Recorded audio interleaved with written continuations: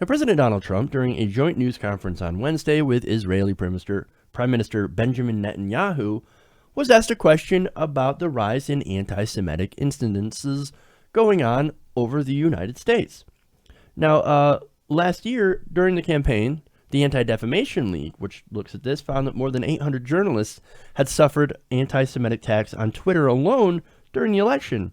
And according to CNN, 48 different Jewish community centers in 27 states and one Canadian province had received nearly 60 bomb threats during the month of January alone.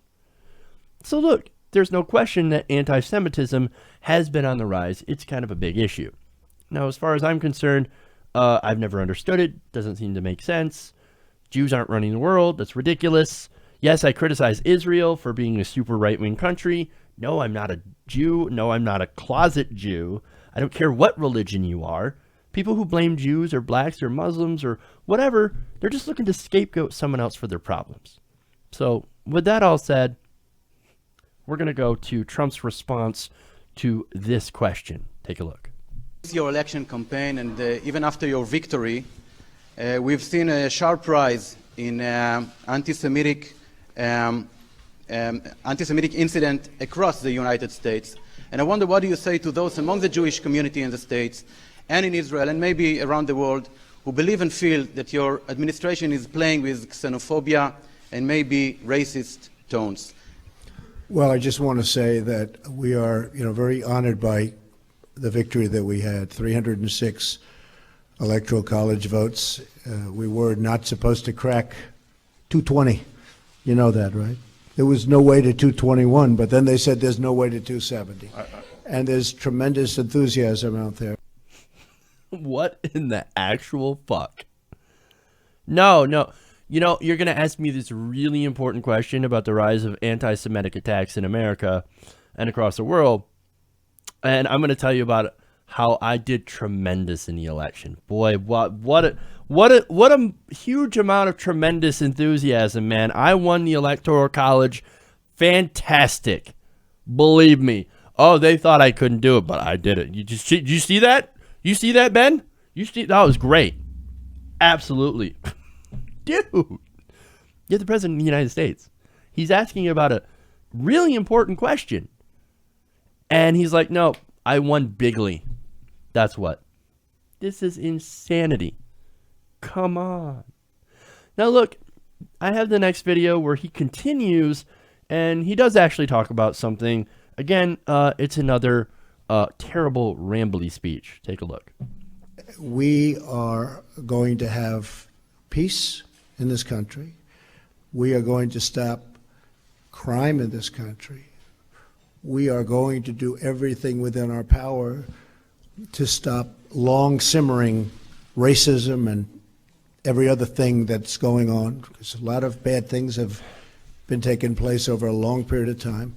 I think one of the reasons I won the election is we have a very, very divided nation, very divided. And hopefully I'll be able to do something about that. And it was something that was very important to me.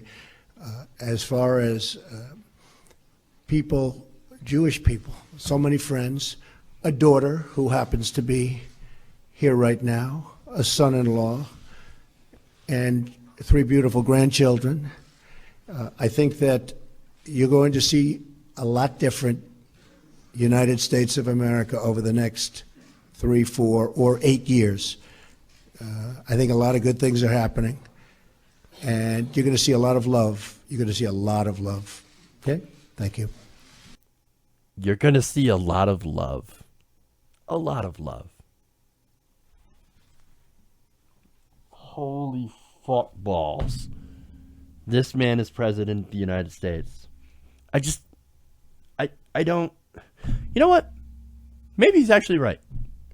Stay with me for a second. In some sort of weird, ironic way, maybe he's right. There is a lot of love. Now, thanks to Trump being elected, for example, the left is actually now pretty woke as fuck. While we were asleep during the 8 years of Obama, now we are awake and we are pissed. People are getting together, they're working together, they're protesting, they're standing up for women, Mexicans, African Americans, Muslims. You know what? He's brought people together in opposition of him.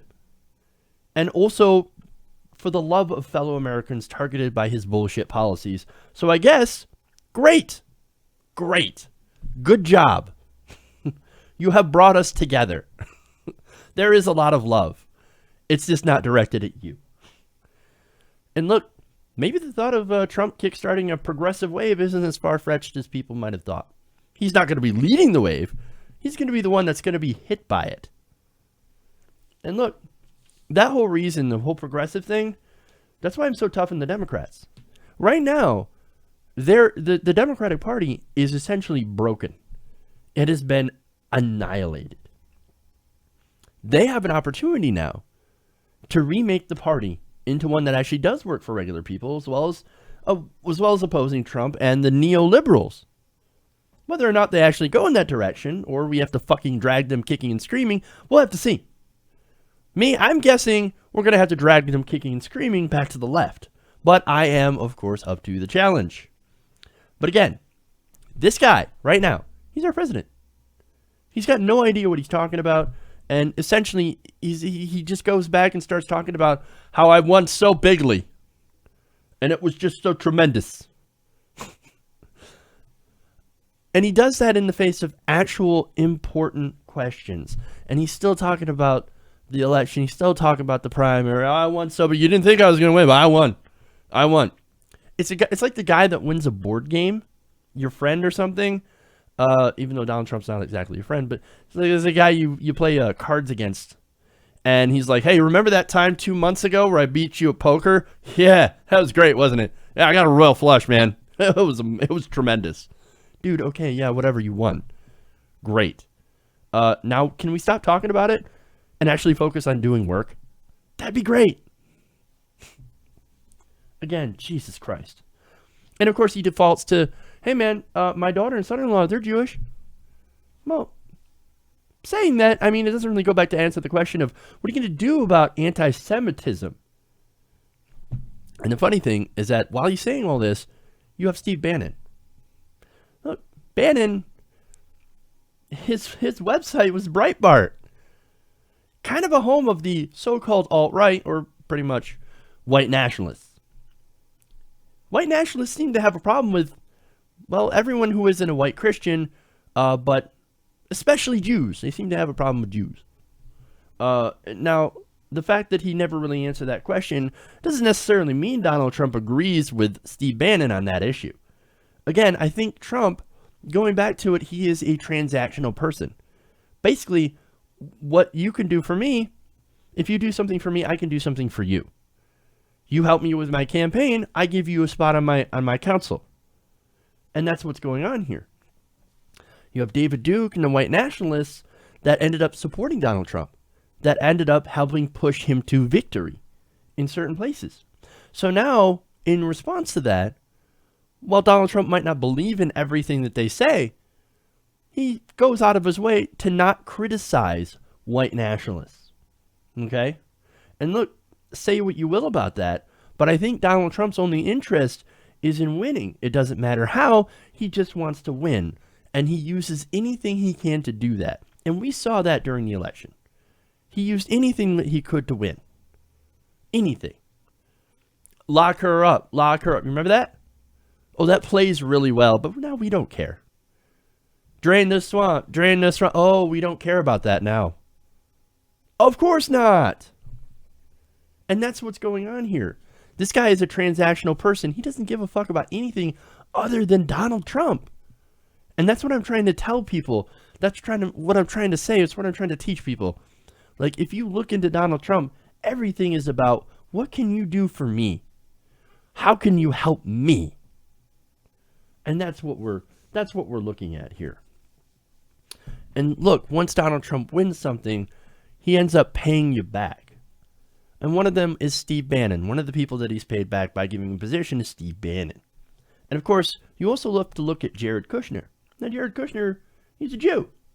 So you've got a kind of an interesting family dynamic going on there, where Jared Kushner, Jewish, Steve Bannon is a white nationalist. Oh, I'd love to see the family dynamics play out there. But look, they've been using the white supremacist movement as a way to get on into power. In a way, they're useful idiots. And idiots, definitely. And Trump may be an idiot on policy, but there's one thing he knows how to do, and that's sell himself. He knows how to make deals, and he's an expert at reading people. So he's not book smart, he's not number smart, but when it comes to people, he knows how to use them to his advantage. And I think that's what explains Bannon. I think that's what explains all of this. He's using the white supremacists to stay in power. Hey everybody, thanks for watching this video. If you want to see more like this, please hit the subscribe button below.